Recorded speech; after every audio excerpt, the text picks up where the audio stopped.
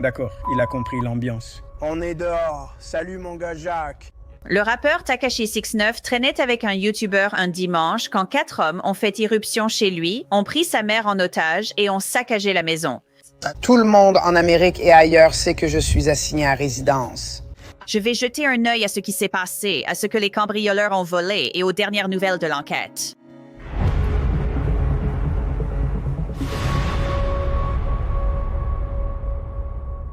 Bienvenue dans Crime Fix, je suis Angenette Lévy. Le rappeur Tekashi 69 fait souvent la une pour des actions qui lui ont valu des ennuis judiciaires. À présent, le shérif du comté de Palm Beach déclare que Tekashi 69 est la victime d'un crime. Le vrai nom de Sisi Neufine est Daniel Hernandez. Et le dimanche soir, le 16 novembre, il traînait avec le YouTuber Jack Doherty après la sortie de Doherty de la prison du comté de Miami-Dade, où il était détenu pour résistance à l'arrestation, ainsi que pour possession de stupéfiants, délits et crimes. D'accord, il a capté l'ambiance. On est dehors. Salut mon gars Jack. Oui, monsieur. Tout juste rentré à la maison. Ouais, tout droit sorti de prison, bébé. Oh mince, c'est ta photo d'identité judiciaire. Ouais. On était en direct sur une partie. Maintenant, Doherty est 6'9", il s'amusait beaucoup. D'accord, allez. D'accord, alors... Retourne-toi. Maintenant, accroupis-toi. Puis plein d'adés ont surgi. Non. Tu sniffes? Je rigole, je rigole. Non, tu mens pas. Je devais en ramener à la maison. Tu sniffes? Ok, tiens le flingue. Sur le live, 69 a dit que ce serait son dernier avant d'être condamné cette semaine pour avoir violé sa probation fédérale. Je parle des agents de probation de toi? Non, pourquoi? Non, parce qu'il a dit « Hé, où tu vas? Je vais streamer avec Jack Doherty.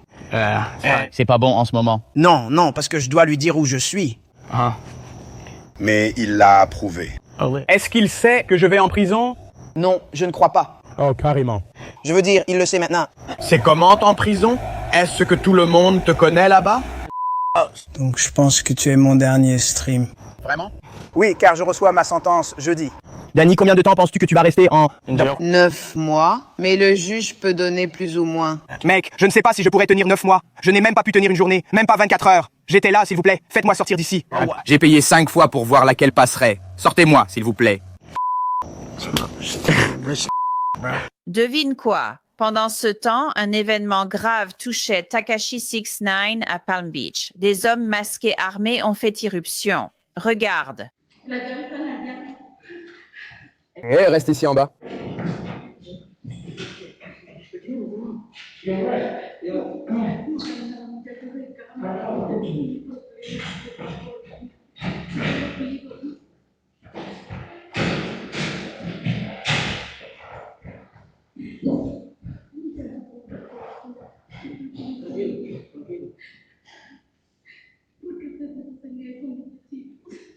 Cette vidéo a été donnée à TMZ. Elle provient d'une caméra de sécurité chez 69.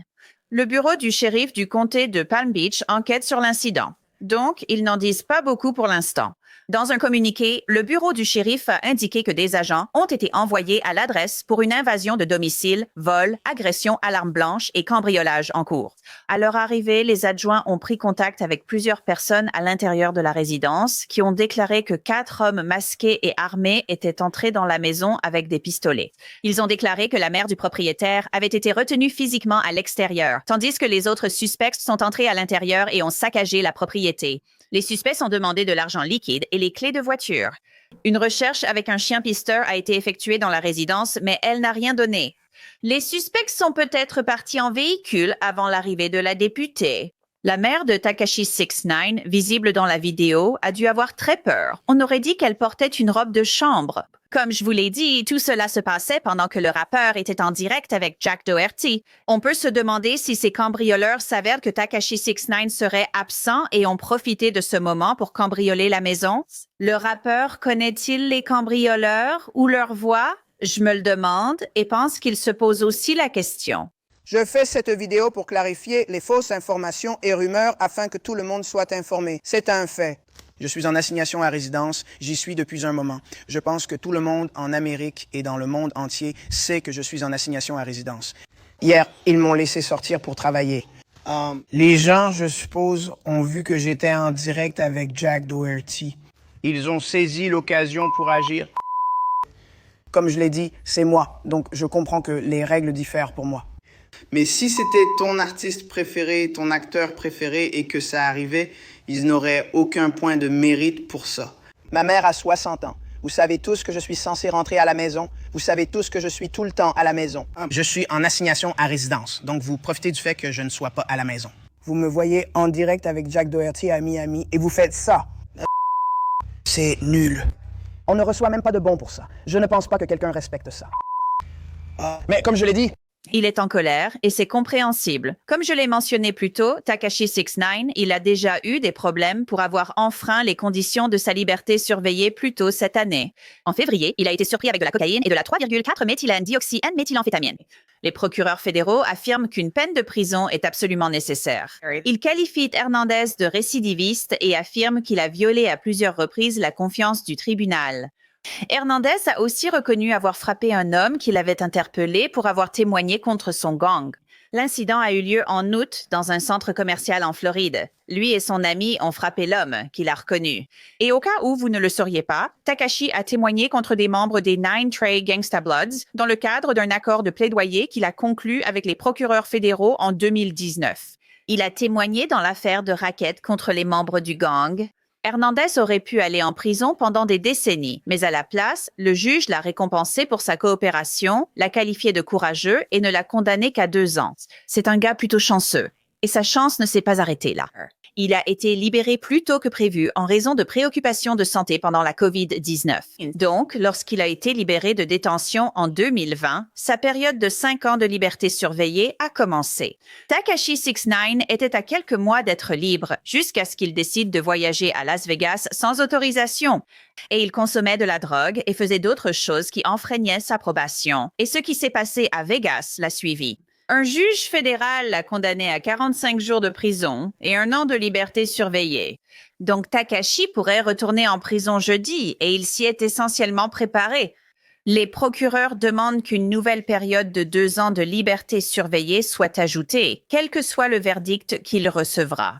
Ils demandent un traitement contre la toxicomanie et un accompagnement pour gérer la colère. Nous allons revenir dans un instant sur un contrôle routier impliquant Tekashi 69. Mais d'abord, je voudrais faire intervenir Mauricio Padilla. C'est un avocat de la défense pénale et il a étudié cette affaire pour moi. Alors, Mauricio, il semble que Tekashi 69, Daniel Hernandez ait quelques problèmes juridiques, des ennuis avec la justice. Mais en réalité, la chose la plus importante dont il devrait s'inquiéter en ce moment, et il est vraiment en colère à ce sujet, et je ne lui en veux pas, c'est cette effraction chez lui. Il est en direct avec Jack Doherty et 4 personnes saccagent sa maison et tiennent sa mère en joue. C'est vraiment effrayant. Oui, mais c'est quelqu'un qui a déjà été attaqué dans des salles de sport. C'est quelqu'un qui a été informateur sur, je crois que c'était l'organisation des Bloods, et qui a témoigné contre eux devant un tribunal fédéral. Donc, ça ne devrait pas surprendre que Tekashi 69, que des gens veuillent s'en prendre à lui, premièrement. Et deuxièmement, où est sa sécurité? Je veux dire, c'est quelqu'un, un multimillionnaire, quelqu'un qui gagne beaucoup d'argent. Donc, vous savez, d'après les informations que j'ai consultées, les articles que j'ai lus, ils disent juste que ses amis étaient là. C'est le genre de personne qui a besoin d'une sécurité armée en permanence. Parce que... Oui, si tu balances, comme ils disent, et que tu témoignes contre des gens devant un tribunal fédéral, on pourrait penser que, oui, tu aurais une sécurité armée chez toi et avec toi. Et il a balancé et témoigné contre des membres de gang qui faisaient des choses qu'il leur avait demandé de faire. Donc ce n'est pas une situation où, par exemple, tu étais dans une voiture, quelqu'un a fait une fusillade en voiture. Tout à coup, tu te retrouves accusé d'un nouveau meurtre parce que ton pote a décidé de tuer quelqu'un. Je comprends. Ce sont des personnes que tu as envoyées faire quelque chose à ta demande et qui ont ensuite décidé de témoigner contre toi et l'organisation pour avoir des avantages, du temps purgé ou une peine réduite. Donc, c'est vraiment la pire forme de délation. Mais pas seulement ça, l'organisation contre laquelle il a balancé, c'est un gang actif et violent avec, tu sais, de nombreux liens criminels. Il a déjà subi les conséquences de cette activité. Donc, il ne devrait pas être surpris que certains veuillent lui nuire. Je suis encore plus choqué de ne pas savoir où était la sécurité. Alors, Tekashi, allez, dépense de l'argent, utilise une partie de tes millions ou même une fraction pour t'offrir une sécurité compétente. C'est drôle que tu dises ça parce qu'il se promène avec un sac à main jaune et il exhibe des liasses de billets. Et j'ai vu une vidéo qui circulait sur X où il expliquait qu'il n'avait pas de sécurité.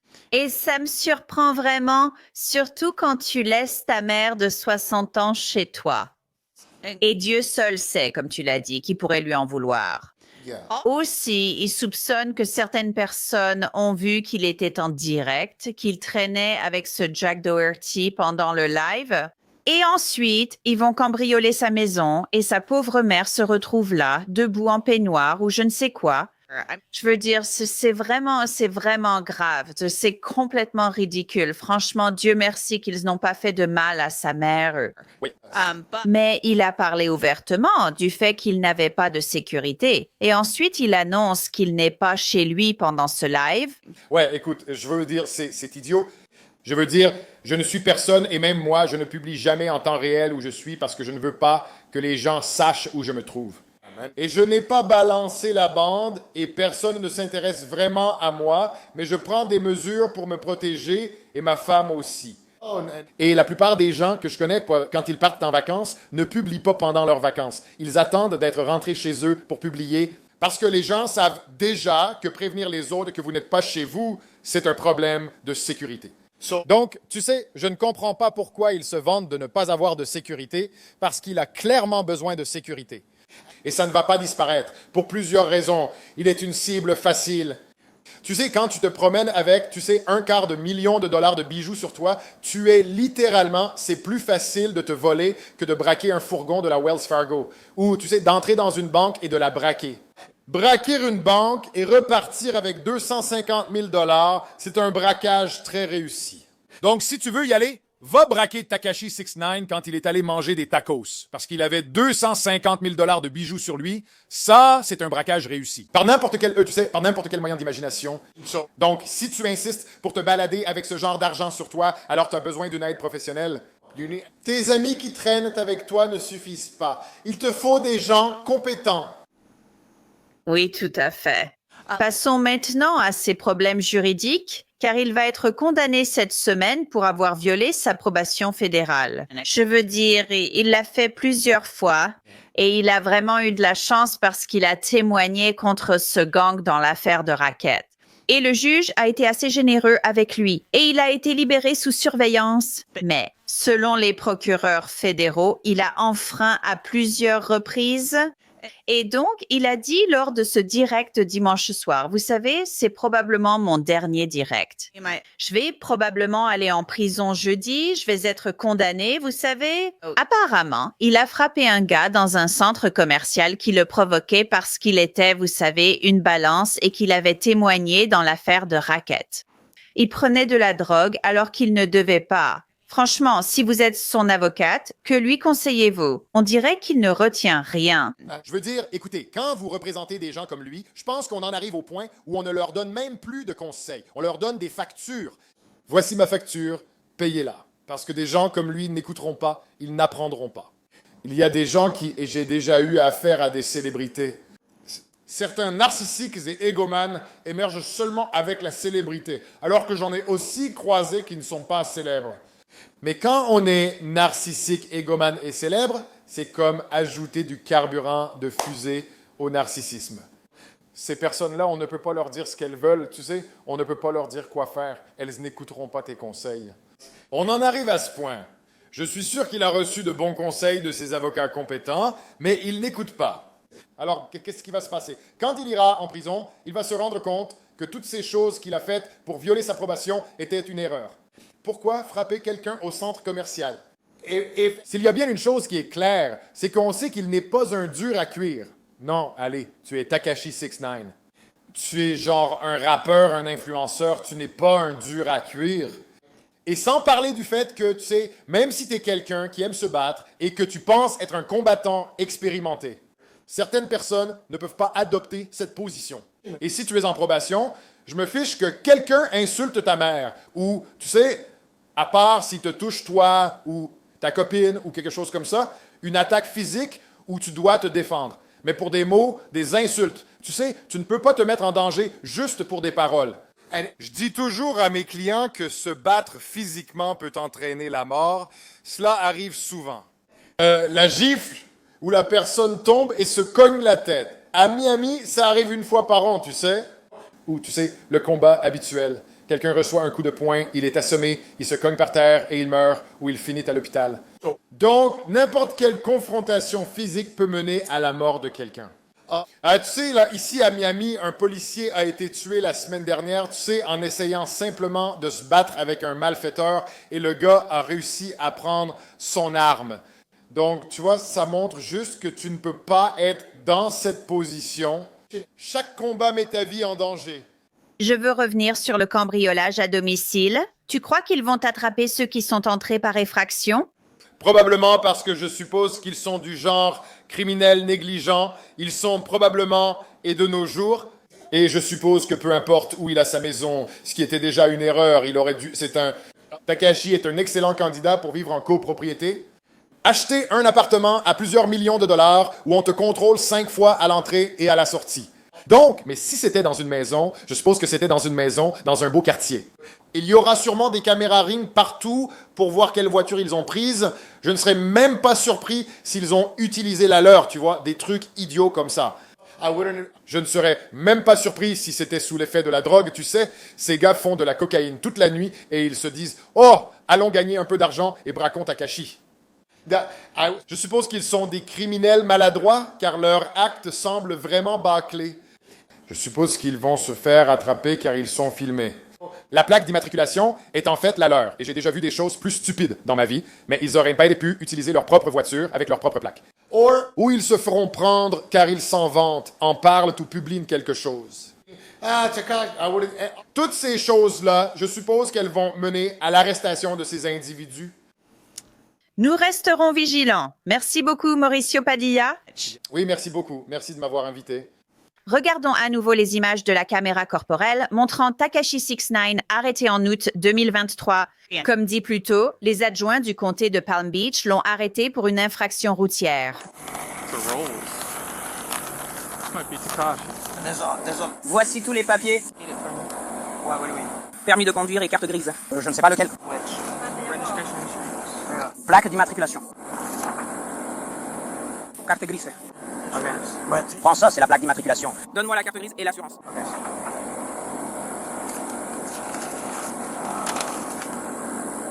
Carte grise du véhicule.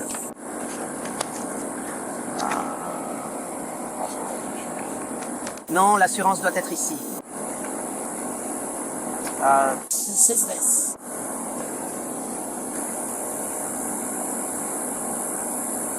Tu n'as pas ton permis de conduire? Non, je veux dire, tu viens chez moi tout le temps. C'est mon Daniel Hernandez, 1,73 m 96 kg. Tu as ton permis sur toi? J'ai dit non, genre 3 fois. En examinant son dossier, les adjoints ont découvert qu'un mandat d'arrêt visait le rappeur.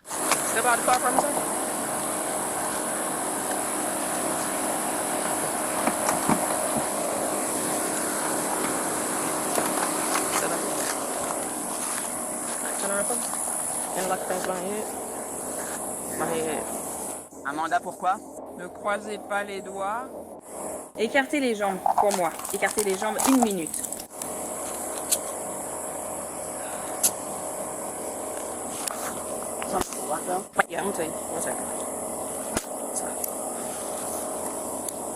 Vous avez un mandat pour une infraction de la circulation.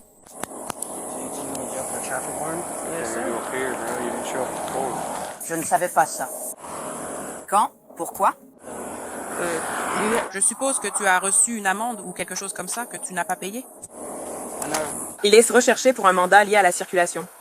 Plus tôt cette année-là, Takashi 69 a reçu 3 contraventions et devait comparaître devant le tribunal le mois suivant, mais il ne s'est pas présenté. Un juge a émis un mandat d'arrêt contre lui et le rappeur a exprimé son opinion aux policiers. Regardez.